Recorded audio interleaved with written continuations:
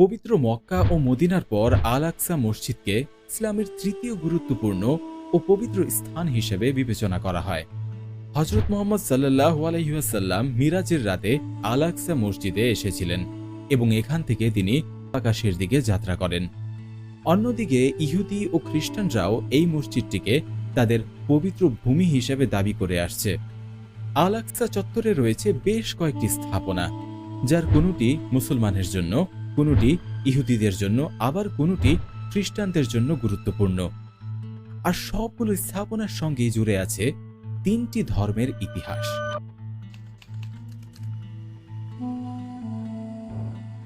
1967 সালে পুরো জেরুজালেম দখলে নেওয়ার পর থেকেই আল আকসা মসজিদ নিয়ন্ত্রণ করে আসছে ইসরায়েল। বছরের পর বছর চলতে থাকা ইসরায়েল ফিলিস্তিন দ্বন্দ্বের মূলে রয়েছে এই পবিত্র মসজিদ। গত কয়েক বছর ধরে আল আকসা প্রাঙ্গণে ইসরায়েলি বাহিনী ও ফিলিস্তিনিদের মধ্যে সংঘর্ষ ও সহিংসতার ঘটনা ঘটেছে। কিন্তু এই এলাকাটি এত স্পর্শকাতর কেন? এর জন্য ফিরে তাকাতে হবে এর ইতিহাসের দিকে। প্রচলিত তথ্য মতে আল আকসার প্রথম নির্মাণ খ্রিস্টপূর্ব 957 সালে। খ্রিস্টপূর্ব 1004 সালে মসজিদটি পুনর্নির্মাণ করা হয়। এরপর বিভিন্ন সময় এর সংস্কার করা হয়। মসজিদটি 35 একর জমির উপর নির্মিত। এই মসজিদটির নির্মাণশৈলী মুসলিম ঐতিহ্যের প্রতিচ্ছবি। এর সাথে একই সঙ্গে কুব্বাতাস সাকরা, কুব্বাতাস সিলসিলা ও কুব্বাতুন নবী নামক স্থাপনগুলো অবস্থিত। এছাড়াও রয়েছে সোনালী গম্বুজ বিশিষ্ট ডোম অব দ্য রক, যা জেরুজালেমের সবচেয়ে স্বীকৃত একটি ল্যান্ডমার্ক। আল আকসা হারাম আল শরীফ নামে পরিচিত এবং ইহুদিদের কাছে পরিচিত টেম্পল মাউন্ট হিসেবে। হারাম আল শরীফ বা টেম্পল মাউন্টের উপর অবস্থিত সোনালী গম্বুজটি ইসলামী স্থাপত্যের অন্যতম একটি নিদর্শন। এর মধ্যখানে রয়েছে একটি পাথর, যাকে কেন্দ্র করেই এই স্থাপনা নির্মিত। এজন্যই একে বলে কুব্বাতাস সাকরা বা ডোম অব দ্য রক, অর্থাৎ পাথরের গম্বুজ। ইহুদিদের বিশ্বাস অনুযায়ী এই পাথর হল ফাউন্ডেশন স্টোন, যা মহাবিশ্বের কেন্দ্রবিন্দু। আর ইসলামী বিশ্বাস অনুযায়ী ডোম অব দ্য রকের ভিতরে রয়েছে সেই পাথর যেখান থেকে ইসলামের মহানবী হযরত মুহাম্মদ সাল্লাল্লাহু আলাইহি ওয়াসাল্লাম মিরাজে গিয়েছিলেন।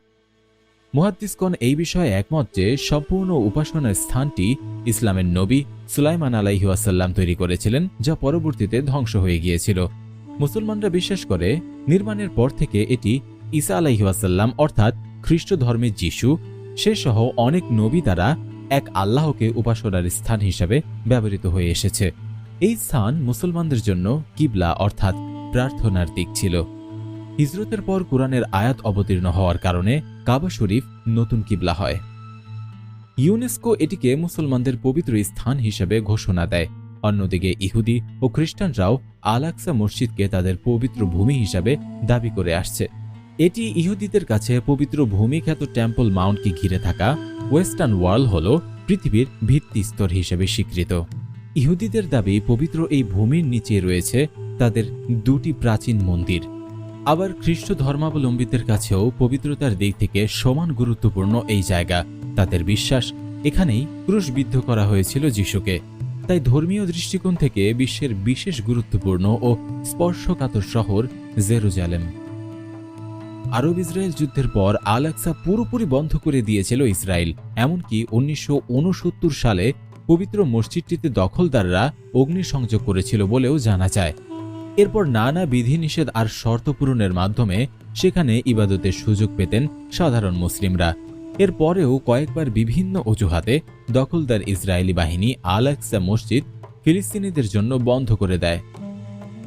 2003 সালে জেরুজালেমে অবৈধ বসতি স্থাপনকারী ইহুদিদের আল আকসায় প্রবেশের অনুমতি দেয় ইসরায়েল। এরপর থেকে সংকট আরও গভীর হতে থাকে। বিভিন্ন সময়ে ইহুদিরা মসজিদের ভিতর প্রবেশ করে নিরীহ মুসলমানদের উপর হামলা চালানো শুরু করে। 1967 সালে ইসরায়েল পশ্চিম তীর ও গাজা উপত্যকা সহ পুরনো শহর পূর্ব জেরুজালেম দখল করার পর এই অঞ্চলে ফিলিস্তিন ও ইসরায়েলের মধ্যে সবচেয়ে বেশি বিরোধপূর্ণ ও একখণ্ড ভূমিতে পরিণত হয়েছে আল আকসা মসজিদ প্রাঙ্গণ। যদিও ইসরায়েল সৃষ্টির বহু আগে থেকেই জেরুজালেম নিয়ে সংঘাত চলছেই।